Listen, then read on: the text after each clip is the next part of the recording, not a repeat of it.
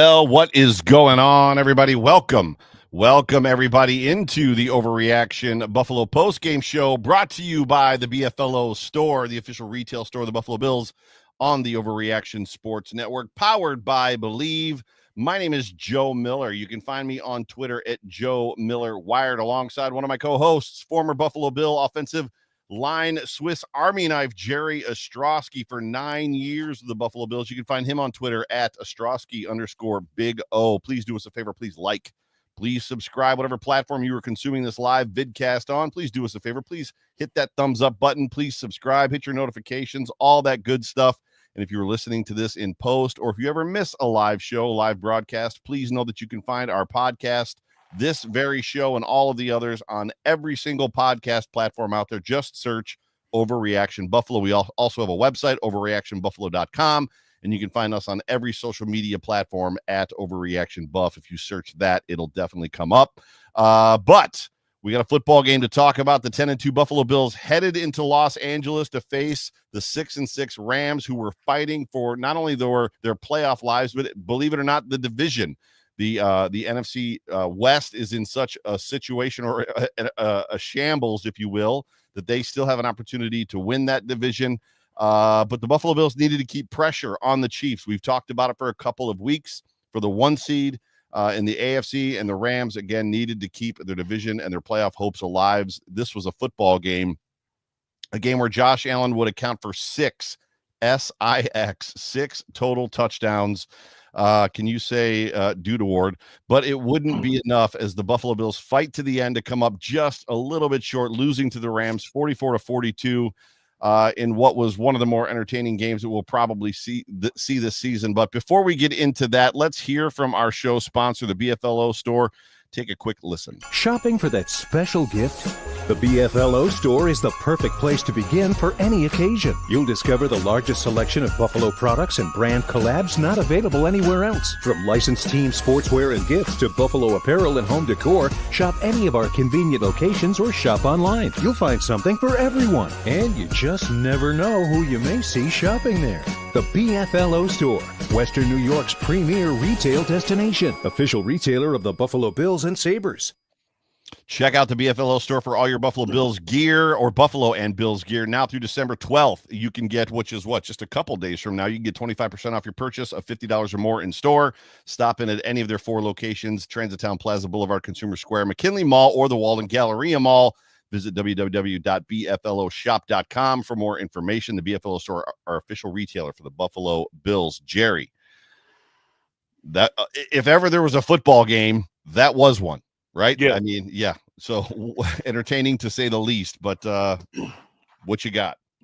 Man, it was an interesting game, and unfortunately for the Bills, I don't tend to try to get too complex on things, Joe, and I think you know that. I'm a pretty simplistic person when it comes to the game of football. It's blocking, it's tackling, it's ball handling, right? It's all those 3 things. It's not, people try to make this a complex game, and it's really not. And, it's kind of the way I base my show on Thursday nights when we have the Big O show. We break down the opponent for that week. And when looking at the Rams, this team scared me. And the main thing probably was the fact that for the first time in a long time, they were healthy. Yeah. I mean, they had everybody, especially at receiver. Kupp was healthy. Nakua was healthy.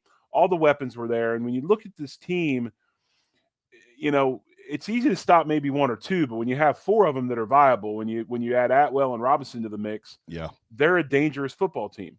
And and looking in past games, those things, and I try to do 5 keys to the game, and I try to keep it simplistic. I don't try to get too complex into it. But some of the things we talked about on Thursday night: stop the explosives, talked about those receivers, did not do that. Continue to emphasize the run game. We did somewhat, but it was a run game, Joe, and I think you would attest to this. It was the run game that we complained about last year, which was we were constantly making excuses and saying, well, Josh Allen's part of the run game. Yeah. I know Josh was the leading rusher for the 6th week in a row, but he's part of the run game. And it was an old-style Bills running game today. Josh led the way.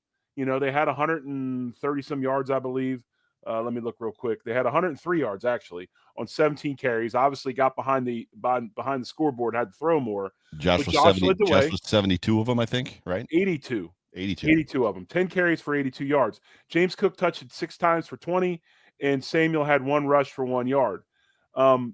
Did not run the ball. And when we don't run the ball, we don't set up what we do well. And one of the things we've been doing well lately is controlling the clock. Right. And time of possession is on this thing as far as limiting explosives. Because what does time of possession do? Keeps the offense off the field, right? And, last 3 games up to this one, Buffalo was averaging 33.12 minutes of time of possession. They didn't today. They got smoked in that deal. Talked about getting pressure on Stafford.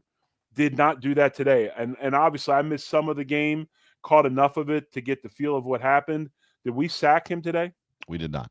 We did not sack Stafford. Stafford's too old to not be sacked. They had him on the move. He was booting a lot in this game. Right. So he moved whatever. We didn't get to him. We didn't sack him. And obviously he had success. And then we talked about, and I don't even use the word stop anymore when we talk about our defense in the running game. I said slow down the running game, because the last couple of weeks the Rams were starting to get that running game going. They only averaged 100 yards a game up to our game. They went for 137 today, 42 carries, only 3.3 yards, but they had some big runs, and they did score 3 touchdowns in the running game. And, we didn't do a good job with that. And there's some things that I'd like to see us do to maybe help our lighter type linemen that we go with and our sets that we go with.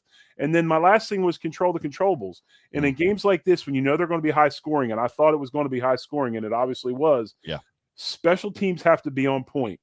We lost that game because we had a kick block for a touchdown. Think about it. As bad as they played, no block punt for a touchdown, we win the game. Yeah. Your 5 keys were spot on, and your 5 keys generally are spot on. So if there's anybody out there that's listening that can hear my voice and hear Jerry's voice, whether it's in video form live right now or in podcast form, you should be tuning into Jerry's preview show, the Big O Show on Thursdays, because Jerry nails it on. I mean, it would make sense that you would, being a former NFL player. Well, I'm not looking for a pat on the back, and I appreciate that, Joe. But the thing is, when you play a highly explosive football team that's healthy like the Rams at home, and you're going across the country, you're not going to stop them. Yeah. But you've got to get those 3 or 4 stops at some point to be able to go ahead and let your offense score. And we just couldn't even get 2 stops, I don't think. Yeah, this was an interesting game, the way that it played out. And, we could go through the good, we could go through the bad. We could go through high-level thoughts. We could probably spend a couple hours talking about it. And by the way, welcome to everybody that's in the comment section, in the chat section, that's over on YouTube. If you're not on YouTube right now listening to us live, please jump over to YouTube. Great comment section there. Great people there. Welcome to all of you guys. And if you have something you want to ask us or tell us, and if we're not seeing it on the chat or the comment section, if you want to super chat us, that would be great as well. The interesting thing about this game is, like, I don't feel like, so I'm not overly hurt or embarrassed by this football. I feel like that there was a point when the Bills were down 17 points, and I how do I want to say it? I've got it in my notes because there was an opportunity. There was a chance I was going to have to go solo tonight. And it was effectively, for me, the drive of the game, or the story of the game, was the drive coming out of the second half, which was the Bills went 3 and out. 3 and out. The Rams, you say hang on? No, I said 3 and out. I put the 3s up. Yeah. Sorry about that. The Bills went 3 and out, and the Rams went right down and scored. And I was like, that's the game. If like that, they went 3 and out before the half to start the double dip. And for the back side of the double dip that they didn't get the first part of the dip on, they went 3 and out again, and then let the Rams go down and score. They didn't stop them in the first half. I felt like there was a moment in this game where this could have gotten out of control for the Buffalo Bills and put a 50 burger on them. The Bills end up scoring 24 points or 20 points or something like that. Right. And it just turns into I'm not so sure that the Bills are Super Bowl contenders. I don't know if Josh Allen's the MVP. This team maybe isn't as good as we thought, which who knows? Maybe some of that humbling is necessary or required. I've never been in an NFL locker room to know if sometimes that type of stuff is important. However, I would say this, the fight that the Bills had, the fact that they stayed in it, the defense did start making some stops, and the Rams did not take their foot off the gas. No, they kept throwing the football. They were like, we know what you can do. So because there was a lot about this game that I liked. No, I'm 100% with you. And you made the comment about I'm not embarrassed by this game. I'm not either. And I'm not going to sit there and say that we needed to call all these different plays and pressure. Right away we want to put it on the coaching staff. They didn't call a good enough game. That's really not even the case, I believe, in this, because we play a style of defense, and that's what we play. Yeah. Now, there's a few things we'll talk about in a little bit that I think we should change.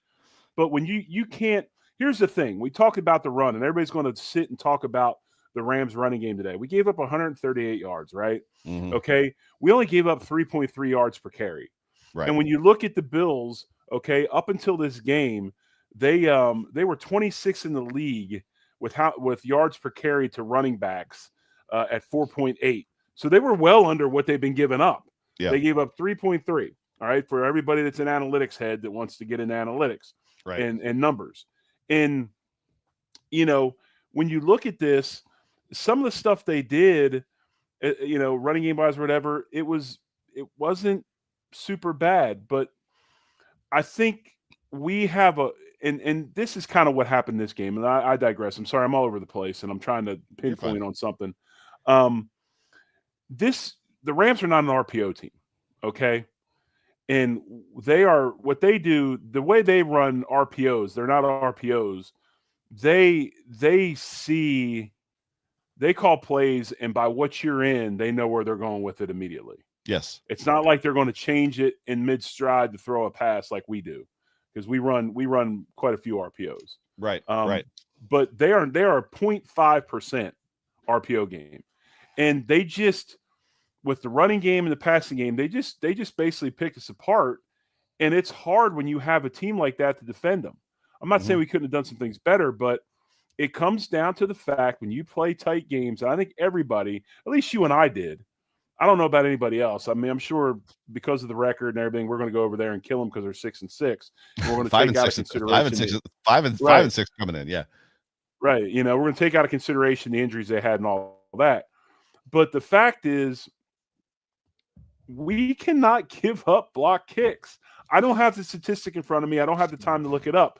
But there is a massive statistic or correlation between losing games and block kicks. Yeah. And you cannot have a kick block. Yeah, not only block, but also return for a touchdown. And it was the slowest, I put in the Discord chat, the slowest get off on a punt, which Sam Martin has had those moments in games where we've all butt puckered his Mafia, where it's like, because he's just his setup. He's not a one-step punter. He's a catch it, position it, kind of like strut into it, right? And this time it was just a half a beat too long, maybe even more, but it was what it was. We got our first super chat, and this is from Leon. Leon, thank you so much for being a part of the show. And you're actually talking about something that I kind of wanted to talk about, which was, what is different about this defense compared to years past in the playoffs? The definition of insanity is doing the same thing and expecting different results. So couple things about this comment, and thank you, Leon, for the super chat. Thank you, Leon. Yeah, I feel like this was very reminiscent of not the last Chiefs loss at home in Buffalo, where it was a grinded out, kind of like more of a ugly. It was almost like this game felt like the Bills needed to figure out a way to ugly it down, because it got a little too precise for both teams, where it was just go down the field, go down the field, go down the field, go down the field, versus kind of uglying it up. But not that Chiefs game in the playoffs and not the Bengals game, but it seems like there's been a lot of playoff losses where the offense did its job. Right. The offense went out and executed and scored a buttload of points, and then they walk off the field losers because the defense lets in too many. Now, that's not necessarily my point. I did want to highlight that. The question is what's the difference between the defenses? And this is the question that I would have for you around this. And I've got many things written down here as far as notes go. Is this we talk about, is there a book out? And every time I bring up stuff like that, you guys are always like, there's no book.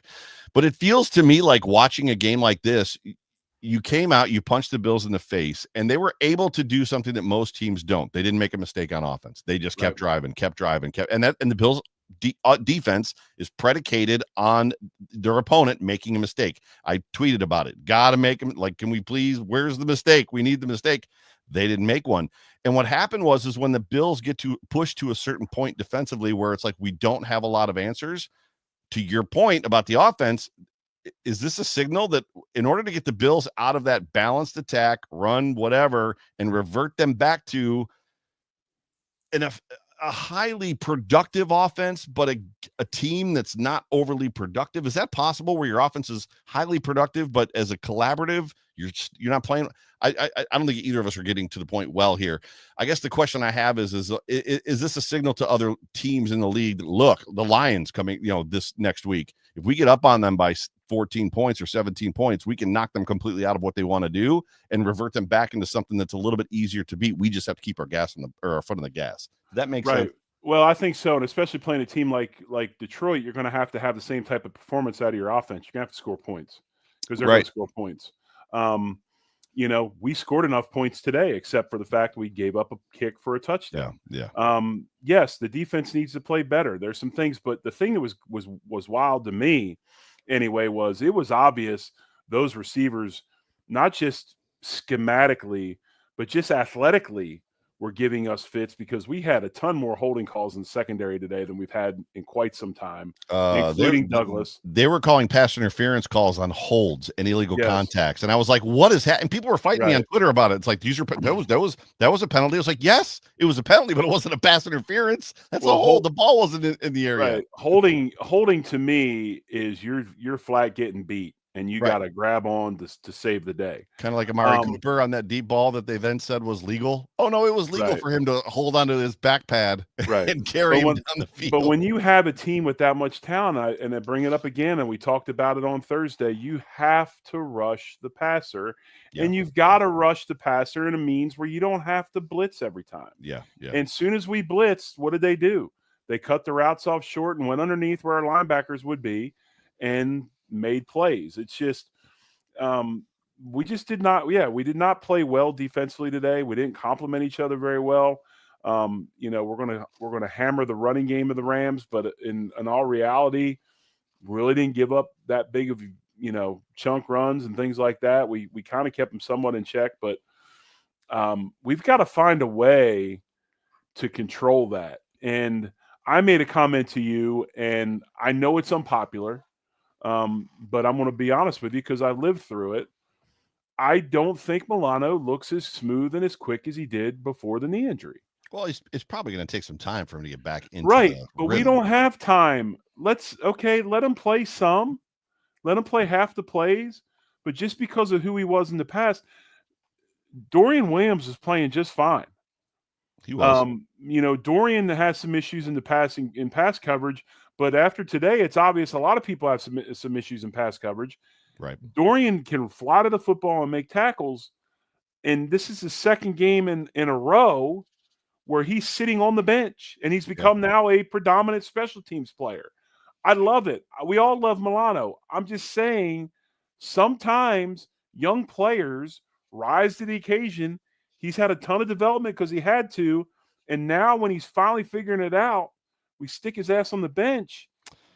You got to get him on the field. But where are you at on the idea of a player losing his spot due to injury? I mean, I'm sure that you very much live by that code, right? That a starter doesn't lose his spot due to injury. That is a phenomenon that is not true. It's something that's talked about in the locker room by the players. Mm-hmm.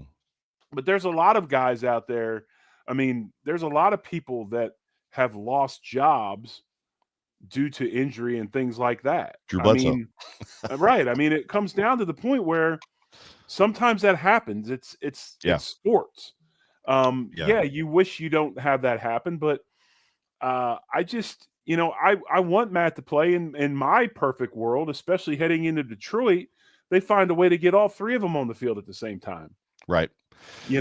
Yeah, I feel like as much as, and there's again, I don't want this to be I don't want this to be negative Nancy talk, because the Buffalo Bills are still AFC East champions. They've clinched the division. They're going to the playoffs, right? There's a fight for the 1 seed, which people are on the fence of whether it's important or not that they even have the 1 seed. I think it is. The Chiefs are about to play. There's still pressure on the Chiefs. If they lose this game, the Bills losing to the Rams means nothing. But even aside from all of that, if I'm going to pick through a loss and I think about blame, and you said that people are going to blame the coaches, there's some blame that I can put on the coaches. There was a couple gaffes late in this game. Josh Allen flipping that when they were on the one, flipping that into a run play versus a pass play, which Tom Brady talked about. You definitely don't want to run the football here and burn a timeout. You've pretty much caused yourself to be in a situation where you have to onside kick it now. And I think when Josh missed that touchdown, I think he came out of the pile realizing that I should not have done that. I should have done something different, which is fine. But like then there was the declining of the penalty, or no, accepting of the penalty versus keeping them where they were. You know, you're fighting for yards and time there, right? Giving them an extra play is time, 40 seconds, 30, 40 seconds at least. So just kind of seeing some of that stuff. But when it comes to the coaches, and I don't want to blame the coaches, I feel like this game, where I was going with all of that, I feel like this game was a little, I have a hard time finding a definitive game plan defensively. I'm not sure what they were doing, because even on Good Morning Football, they called out the fact that, like, if you're going to play zone defense against Matthew Stafford, because they were talking about the Bills corners and they were talking about the Bills secondary and their linebackers and how good they were on Good Morning Football. And they said, I don't care how good, like it was either Baja Biamila, or it could have been the other guy that Manti Te'o. It might have been him. He said, I don't care how good your secondary is. If you give Matthew Stafford the opportunity to sit back there and pick through a defense playing zone only, he's going to eat you alive. And he did. And they didn't double team. I have a hard time figuring out no pass rush. Like they weren't stopping the run necessarily. They did when they started calling run blitzes, they started stopping the run, but in the first half they weren't. I don't know what the game plan was defensively. Did you feel like there was a game plan as far as like, oh, this is what we're trying to do? Yes, there was a game plan. They had a game plan all week. I didn't mean it that way. I'm saying I felt like there's a game plan. The problem is that we are who we are. Okay. Right. We don't have a bunch of players that are chameleons. All right. When I say that, we just can't go ahead and run two deep zone and at the drop of a hat flip to cover zero man. Okay. We don't operate that way. That's not what we do. And sometimes matchups are not good. And that's when you hear I'm glad you brought this up, because this is a perfect segue into the mind of Sean McDermott. And when he talks about complementary football, and you've even said it in the past as well, and it's true. Sometimes you're not going to keep an opponent shut down. No. They're just too good. The way they match up against your team, it's the way it goes. So you've got to try to get those couple of stops and have your offense. There's some days your offense has to score more points than the other team. Right. It's that simple. Right. And that's why when you have these games, and I'm going back to it again, you can't have kicks blocked for freaking touchdowns. Right. You cannot. Just can't do it. So you talked about how do I want to set this up? So yeah, yes to everything you just said. And you talked about like teams that come out. Sometimes you're just not going to stop them. Sometimes they're not going to make a mistake. I texted a friend and I was like, the Rams are just on tilt. Like they've got way more urgency. They've got you and John have talked several times. You actually did, I think this past week, maybe with Howard Simon, you talked about like how it ramps up. Preseason is not the speed of the regular season. It's not the speed of the playoffs. It's not the speed of the Super Bowl. And the Rams just came out, and my friend was like, what does that mean on tilt? I was like, it means that they just had a sense of urgency and a sense of like we got to go right now. They were in up tempo in the first half. Like they were running up, not no huddle, but they were running up tempo. And they just put it to the Bills. The Bills were just not in a situation in this game where they were going to stop the Rams defensively, as much as people are mad about the defensive game. And as much as I said and asked the question, was there a game? I didn't find a definitive. We're trying to take that away. 99% of the time with a Sean McDermott defense, you could see, okay, they're making them swing with that arm only. They're not going to let them swing with that arm. And when Nakua's the most dynamic player on their offense. Like, I don't know how you don't. He ate them alive in this football. So what do you do to Nakua to slow him down? Well, that's where you played football and I didn't, so I don't want to sound like an idiot. But I mean, obviously, clearly, teams did a lot against Stephon Diggs to slow him down, right? Whether it was double coverage or bracket coverage. They were moving Nakua all over the place. They stayed in zone. At one point, Jamar Ingram was on him, which was probably not a great idea. That call that he got on him was probably ticky-tack, right? There's a lot. And I want to focus on the game, in the sense of it was a good football game. It was an entertaining contest. We weren't embarrassed. It's in the comments section that Josh Allen apparently had another only quarterback in NFL history moment with 3 passing touchdowns and 3 rushing touchdowns. Did he cement or did he run away with the MVP in this game? I don't know, because towards the end of the game, he started throwing some balls that were like, what are you doing? Where's that one going? And I hear you. And I'm going to say this before you segue into what the next thing you want to do, but it was like the perfect storm today. Okay? Yeah. And you get an officiating crew that will call any sort of handsy stuff in the secondary, a team you're playing on offense, and a quarterback that are killers as far as dissecting zone. You make some plays, but then they get taken away because of these penalties. It was a perfect storm. It was. And here's the thing, folks, you're still in position to win the football game. Yes. But very one much. mistake you can't overcome. Yeah, one mistake. Yeah, and it's funny because there was a couple of those one mistakes that got more severe as it pertains to, because the one before it happened, right? So if the block punt doesn't happen, it's a different ball game. If the block punt happens, but they play some of that transition at the end of the game a little bit differently, or call it a little bit differently, maybe it happens or it goes a little better. It was. I don't think anybody should be mad about this football game. This is not, to me, I think you would agree, this is not, to me, telling of who the Bills are going to be in the playoffs. This is not like, oh, the Bills have been exposed. If there's a concern I have, I already talked about it. Like, is there if we do this to them, it'll revert them back into that team in 2023 when Dorsey was the offensive coordinator, where Josh Allen's firing darts down the field 60 yards for no reason, then they can't run the ball, or they neglect to run the ball. Like, that's the only concern I have. More than likely, that's not even going to happen. More than likely, teams aren't going to try to replicate that because the Bills can probably overcome it if they want to.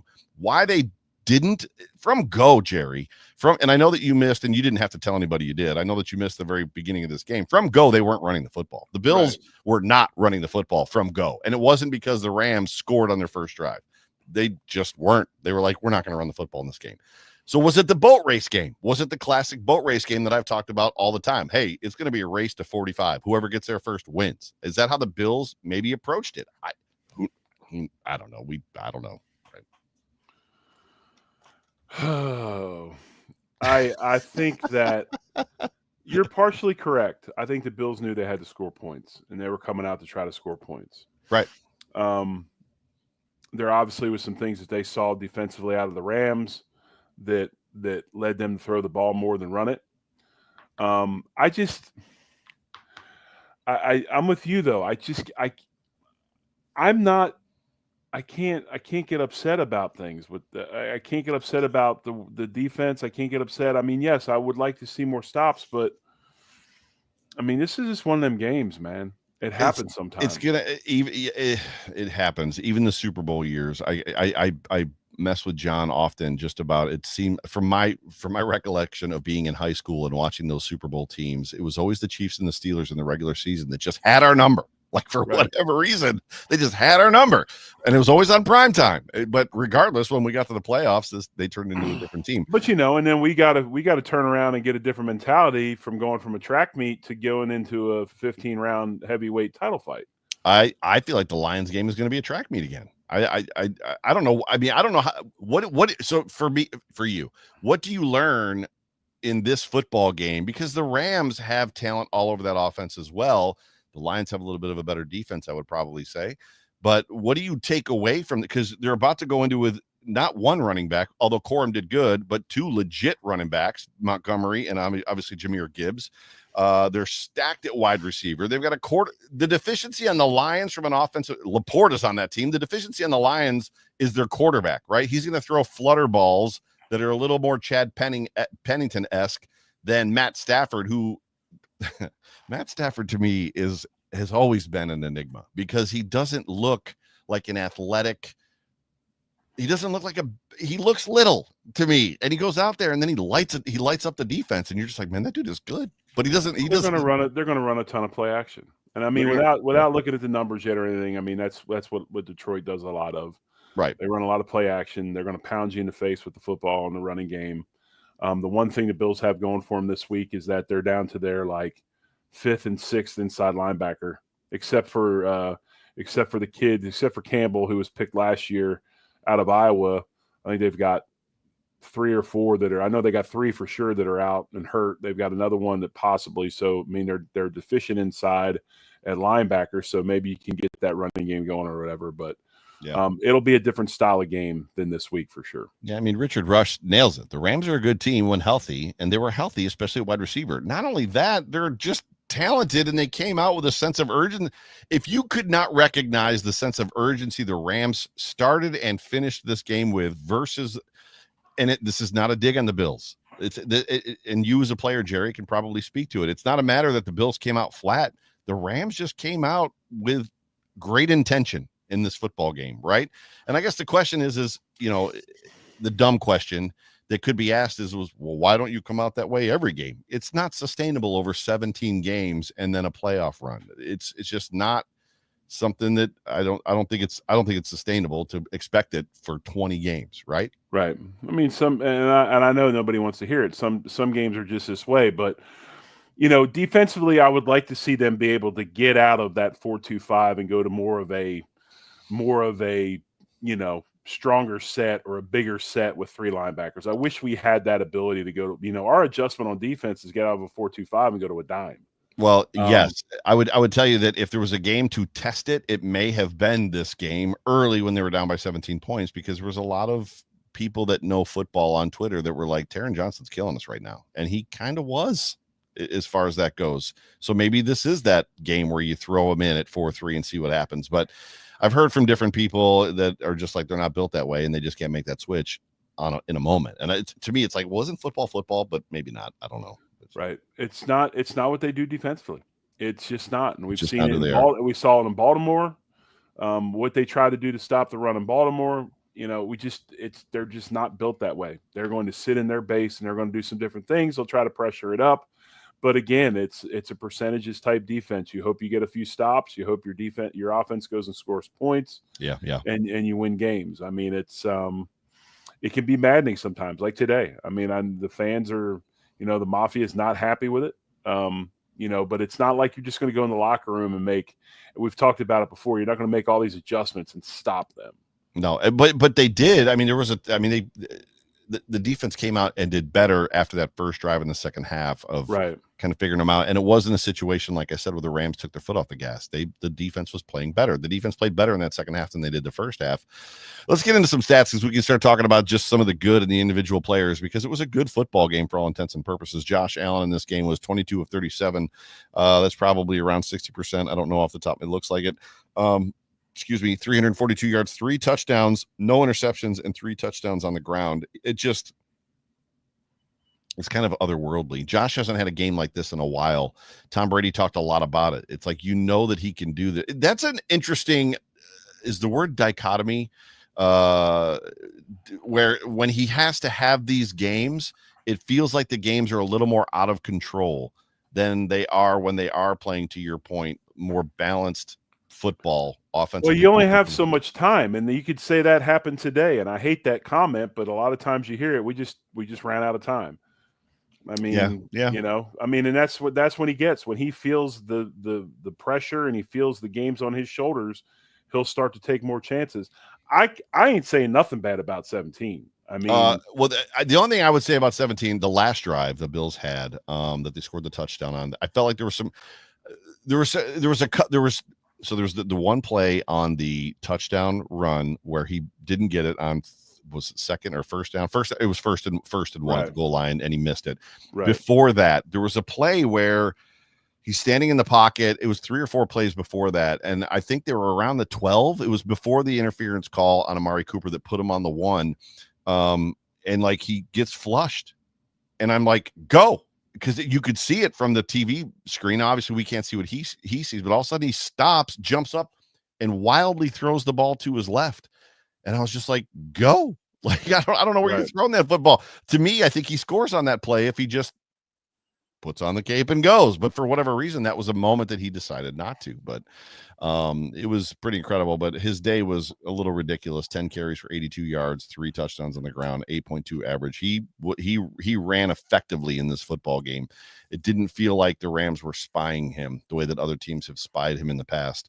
And it felt like he kind of knew it. James Cook, 6 carries for 20 yards, 3.3 average, which isn't not respectable. 3.3 is okay. You do that 3 times and that's a first down almost, right? You're inches from a first down.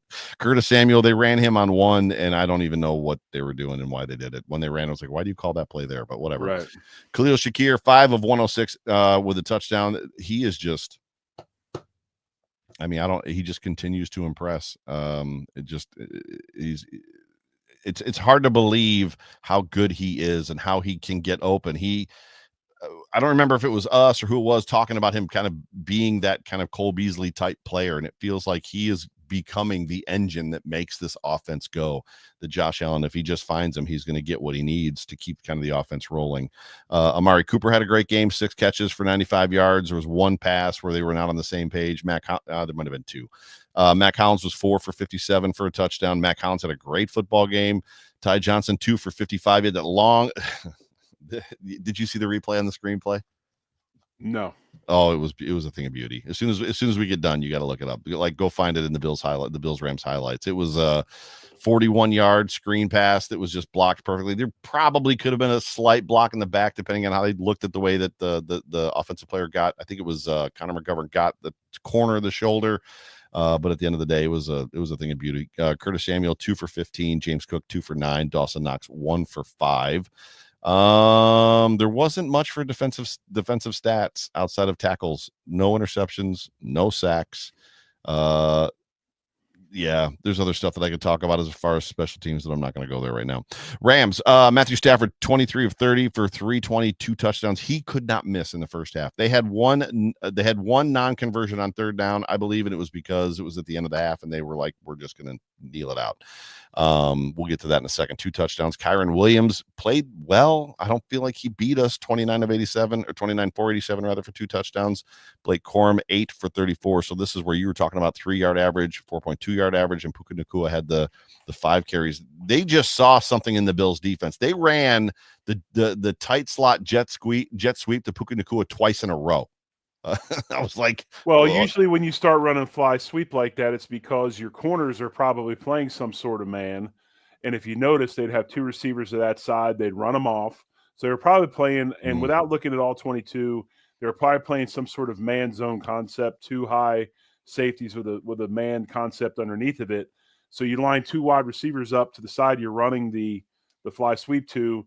They run off the ball. What do the corners do? They turn their back to the line of scrimmage to run. You can't see the run coming, and now all of a sudden you've got issues and you're outflanked because, and we talked about it off air, everybody thinks contains on the defensive ends, and it's really not always on the defensive ends unless they call the play or the defense to make sure that defensive end runs contain. You saw it later in the game when Epinesa made that really good play on the fly sweep.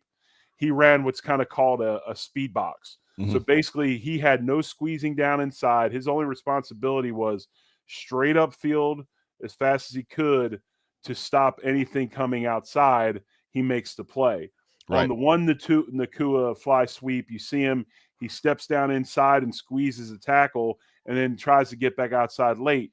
Yeah, everybody wants to say that looks like it's a lack of contain by the defensive end, but it's not. At that point, contain is played by corners, it's played by the outside linebacker, and it's played by the safeties because the end is taking the inside gap away. So you see how it all kind of meshes out. Yeah, for sure.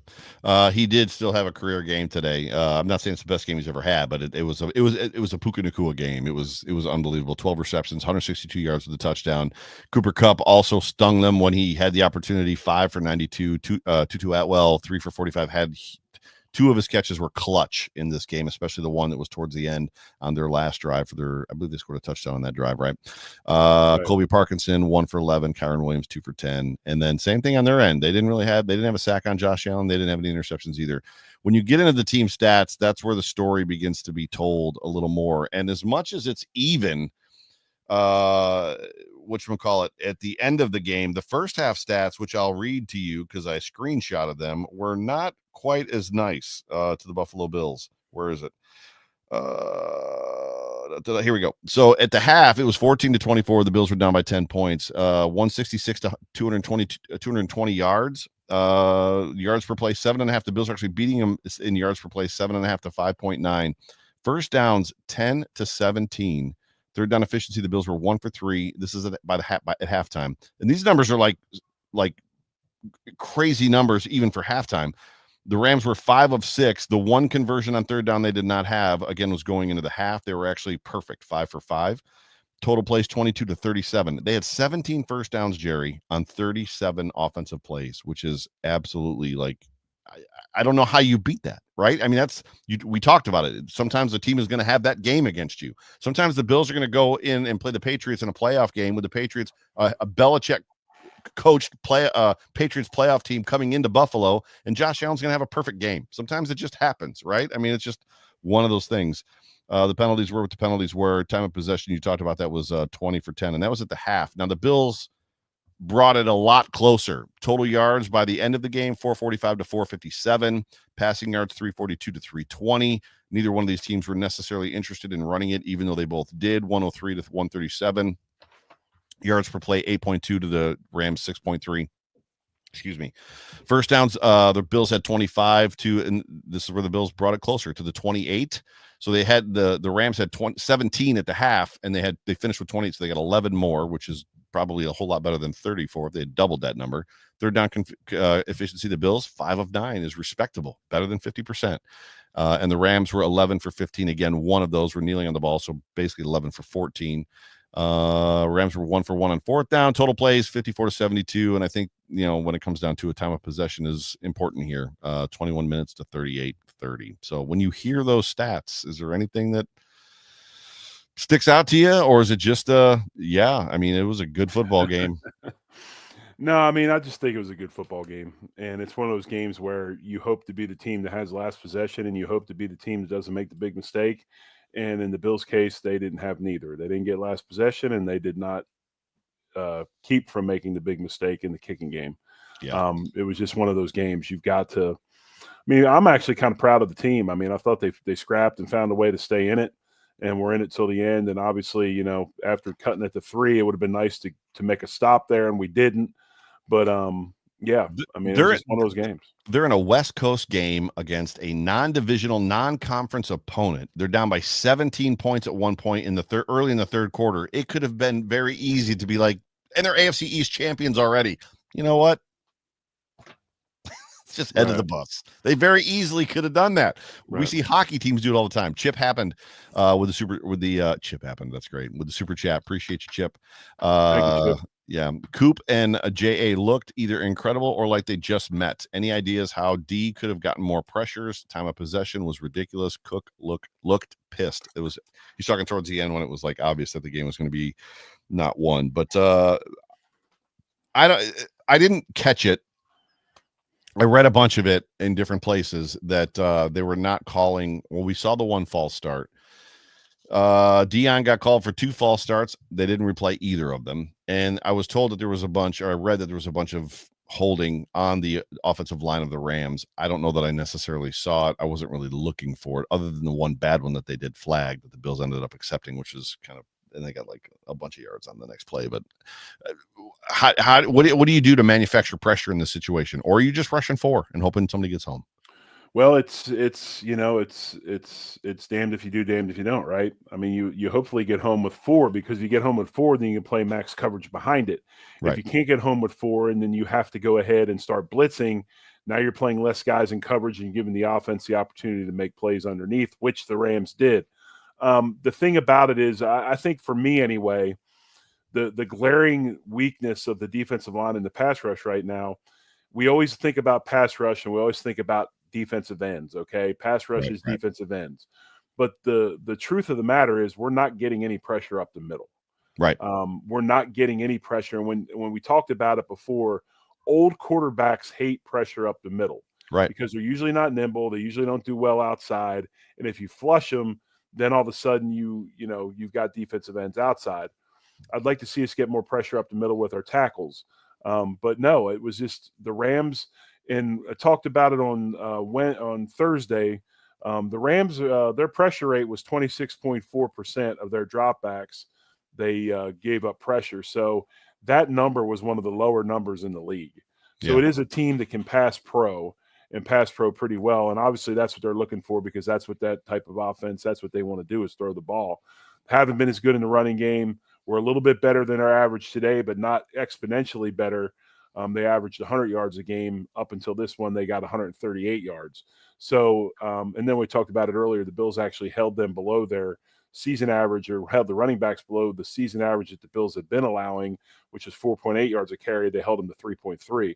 But obviously, when you're playing a team like that, if you give those speed athletic receivers time to develop routes, you just can't. I mean, you can only cover them so long, and you got to get to the quarterback.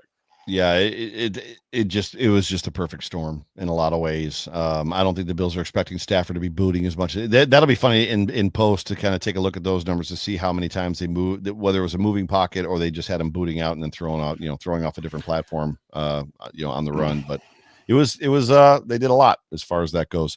But Joe, it's funny though, and I'm sorry to cut you off. You're fine. But it's sometimes as fans, we don't want to give the other team credit.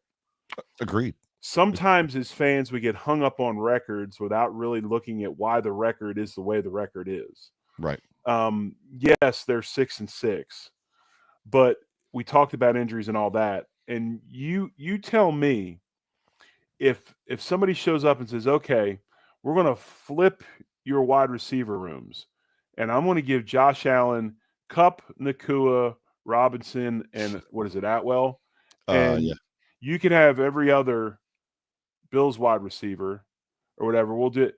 Would you take that?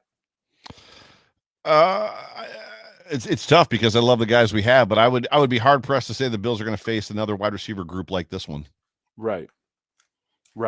That's what I'm saying. Sometimes, we say it all the time as players. The other team gets paid too. Right. And sometimes it's just, it's easy to just say, well, we need to do this, we need that. That was a damn good football team offensively, man. They played well. They played well. Why don't you read this one? I've been hurt since this is super chat. An orange super chat. Jerry, why don't you take that one? Thank you so much. We appreciate that. I've been hurt before. I appreciate you supporting the show. Offense trending up.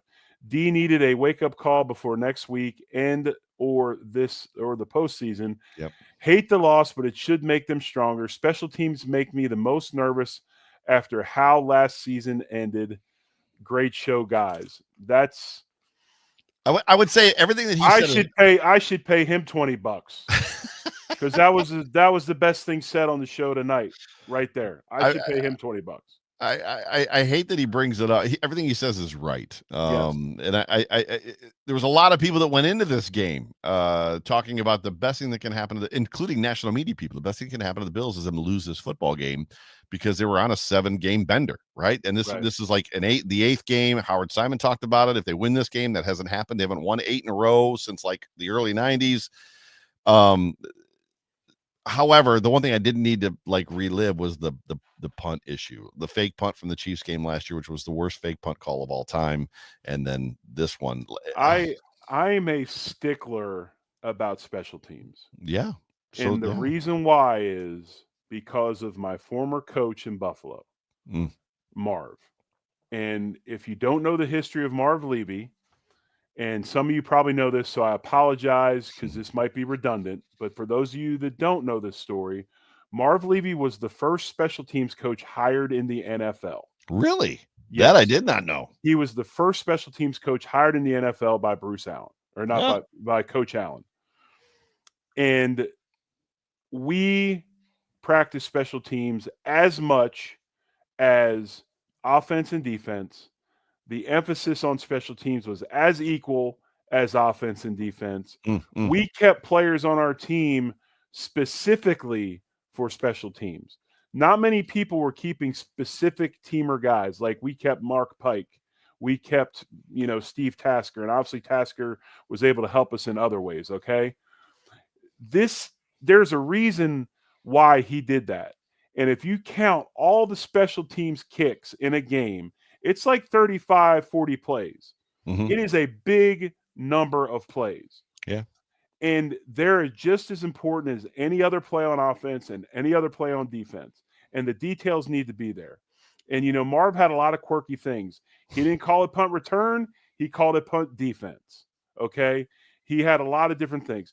And, even as a head coach, he was in on every special teams meeting with Bruce DeHaven, and he actually worked, I believe, the PAT field goal group. That was his group that he did stuff with. George Allen. Thank you very much, Ralph Wilson Sr. I would expect you to know that. Hell, he's Ralph Wilson Sr., right? He's got to be old. If he's Ralph Wilson Jr.'s father, he's got to be old. And quite frankly, when we lose a football game because of a blocked kick that's taken back for a touchdown, it pisses me off. Yeah. It can't happen. Your 17-year drought started with a botched special teams play. Yeah. In Tennessee. And, man, these games are hard to win. They're very hard to win, and you have to have that emphasis on teams because they're just as important. Yeah, it was a thing. Let's jump into some dude awards. Do we want to do an up and a down dude award, or do you want to? It's a loss. Normally in losses we do 2 down dude awards. Do you want to do a down dude award? What do you want to do? I don't even know who my down dude award would be, to be honest with you. We're at this point we're the secondary. DeMar Hamlin didn't have a good football game. Taylor Rapp struggled. Taron Johnson struggled. Christian Benford. At one point in time, Tom Brady's like, Christian Benford is one of the best cornerbacks in the league, and he just got burnt on that by Tutu Atwell, right? So, we got a dudette that interrupted the dude awards, so we got to take care of it. Pamela, thank you very much. We appreciate your support. You got saved at the bell, Jerry. Yes, I did. Thank you, Pamela. I appreciate you. Oh, wait, what's that? My mom just called me. I got to leave. Hi, guys. I'm not worried. We needed this game to prepare better for next week in the playoffs. Go Bills. Pam, I agree with that somewhat. I'd like to think as paid professional athletes, we would take every game seriously and not need motivation going into the next game. But it is a good way to look at it because this Bills team historically with Josh Allen usually comes back from an embarrassment type game exceptionally well. For sure. I don't think you can look in history with Josh as quarterback, especially when he's ascended into the role he is now, that we lose many back-to-back games. I don't think we do. No, it's actually there's not many back-to-back games, but they never lose 3 in a row, right? Right. So which is really important. And Josh Allen is on record, I think, as saying that he hates losing more than he likes winning, and he really likes to win. So it's just kind of one of those things. So as far as the Dude Award goes, we have to come back to it, Jerry. We do it every week. So there's no way you can't give the up Dude Award to Josh Allen, right? Right. Josh Allen is that dude. Right. He did things in this football game that other quarterbacks in the league just cannot do. As far as a down dude award goes, you probably would give yours to Matt Milano if you were giving one, if I'm speaking for you, right? No, I wouldn't. And I want to talk about that. I'm not saying that Matt shouldn't play. Okay. I'm not saying that at all. What I am saying is I would hate for them to lose the development of Williams. Yeah, by keeping him on the bench over that, because I do think Williams right now is probably playing a little bit faster and doing some things, and I think he deserves, through his play in the first part of this season, to be on the field more on defense. So, right. No, it's going to take Matt time. He's been out for a long time, but I do believe he's not where he normally is, and hopefully he gets there in due time. Yeah. But my thing with that is I don't want us to waste Williams because he's back. Williams has done too many good things. He needs to get reps. Right. So I'm just going to give my dude award to the defensive backfield. All of them get it. So my down dude award, Mike, dude, come on, guys. My down dude award is to the punt team. Well, there you go. Perfect. That's my down dude award is to the punt team. Yeah. That can't happen. I love Reed. Reed is a good friend. He kind of got housed on that whole play, if I'm not mistaken. So he got blown up, which was unfortunate. And I know it's not just one guy, but it's like it's a sequence of things. Again, it's a soup, right? Like everything came together perfectly in that moment that allowed that to happen. But with that, we've been on for a while. I wasn't expecting this to go this long, but it's been a good show, a good conversation. So I don't think anybody has anything to be embarrassed about or upset. No. We won't get to wear our Victory Monday t-shirts tomorrow, which sucks. But for all intents and purposes, we have a good football team. Like, we still have a very, very good football team. And I think they showed that in this football game. Yes, I do believe so. I think they did. This team, again, you can see, even in a loss, you can see that they play with pride. They get after it. Yeah. I don't have any issues with this squad right now. Perfect. Ladies and gentlemen, thank you so much for tuning in to the Overreaction Buffalo postgame show on the Overreaction Sports Network, powered by Believe, brought to you by the BFLO store, the official retailer for the Buffalo Bills. Find everything that you need as far as apparel goes for Buffalo and the Bills at any one of their 4 locations. And now till December 12th, you can get 25% off of anything that you buy over $50. Please do us a favor. Please hang with us. Please stick with us this week. Got a lot of good content coming from us tomorrow. The Aftermath with me, sometime before noon, and then 8 o'clock, the Off Tackle with John Fina show. Tuesday, who do we have? I think we got Vic Carucci on Tuesday night on the beat. Yep. Ooh. And then Wednesday, the Hump Day Hotline with myself and Jay Spence the King. And then again, you should not be missing the Big O show and the 5 Keys of the Game. You should be tuning into that show at all costs, because Jerry normally breaks it down perfectly. And then If the Walls Could Talk in Buffalo, typically on Fridays. But yeah, for me, for John, for Jerry, for all of us here at the Overreaction Buffalo Podcast, Sports Network, whatever we want to call it today. So good to have you. So thank you guys for joining us. We'll talk to you soon. Go Bills. Much love. Go Bills. Go Bills and go Chargers.